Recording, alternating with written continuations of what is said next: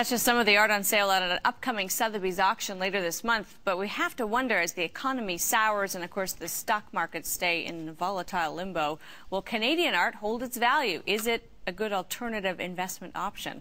James Rottman is with James Rottman Fine Art. David Silcox is the president of Sotheby's Canada. Great to have both of you with us. Thank you. Good to be here. We just saw a story about a woman who paid $5 for something that could be worth, well, $10. Oh, no. 10. Oh, no, 20. Come on. You don't believe... I don't know. No, I'm not a a specialist on that. You don't know. But authenticity is a big issue, and you really want as many specialists who know the field saying, yes, it is, as you possibly can. So forensics not good enough? It's part of it. It's part of it. And I would certainly get a second opinion. Art as investing, is it a good strategy? It is a great strategy if you're investing in significant works of Canadian art. Yeah. There's a difference. The word important Canadian art has connotations. Sometimes important can mean many different things. It means Sotheby's, James. You know that. Well, you say important. There are a few important artists. to Canadian art history. Yeah. Important to so it's a group of seven is what you're talking about. This could be right across the board. Post-war, group of seven, contemporary. Important to the artist genre or period that he or she is strongly regarded for.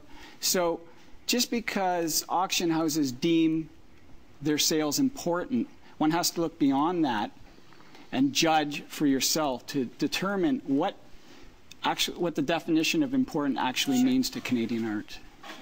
Okay, and now I'm just curious about the psychology of the sellers. Let's talk about in Canada. Right. Are people selling art to make money, or are they selling art because they don't want it up on the wall any longer and they're turning their art over? So it's not really about making money per se. Well, I don't know. We say that our business is actually driven by the 4 Ds.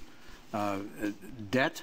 So if you need to raise some money, that's one way. Divorce, death, and downsizing. Lovely. So all those things are possible reasons to put your paintings into an auction sale and to raise some money. But usually there's a turnover about every generation. Things change, families move along, and they divide the things up, or they don't, or whatever the case may be. But we get a lot of things from the States, or people are just ready to do it. Now, for investors, for folks buying art who aren't quite at the level of, the group of seven or $50 million, one of the greats, or $50 million Jackson Pollock, does it make sense, James, to say, all right, I've got, I can splurge and spend $20,000, and I'll go buy one of Charlie Pachter's cheapest paintings, but it's a Charlie Pachter, and it's something that'll appreciate in value, and it's something that I can trust will 10 years from now be worth more than it is today.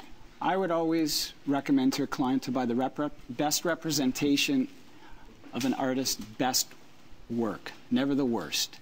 So don't go buy the cheapest Charlie Pachter. No, never buy mediocre work by a well-known artist. That is not a good investment. I'll give you an example of a long-term investment, a great long-term investment. We'll go back to Tom Thompson, who everybody knows is the icon of Canadian art right now, and everyone talks about him.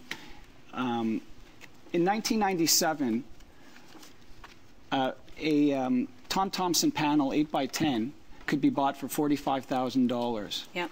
One sold at, I believe, Sotheby's, Sunset Canoe Lake, for $45,000. In 2008, a comparable work called Pine Tree at Sunset, I believe, comparable in size and medium, sold for just under $2 million. Why?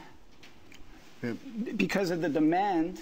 It's rare, and it's a beautiful painting, and the market has shifted, and Tom Thompson isn't painting them anymore. All right, we're out of time. And we got nice You've ones got here, too. 10 seconds, David. Are there contemporary Canadian artists that will be Group of Seven one day? Absolutely. Painters 11, Auto Matisse, quite a number, and living artists too. That's what I would do. That's where I put my money. We're going to get a list from you. Yeah, who I was good. Okay, good. Off air. Right we'll after, share as soon as we're finished, I'll do it. Absolutely. David Silcox, Sotheby's Canada, James Rottman Fine Art. Thank you very much. Thank you. November 24th. David? Yeah. November 24th, the Sotheby's sale.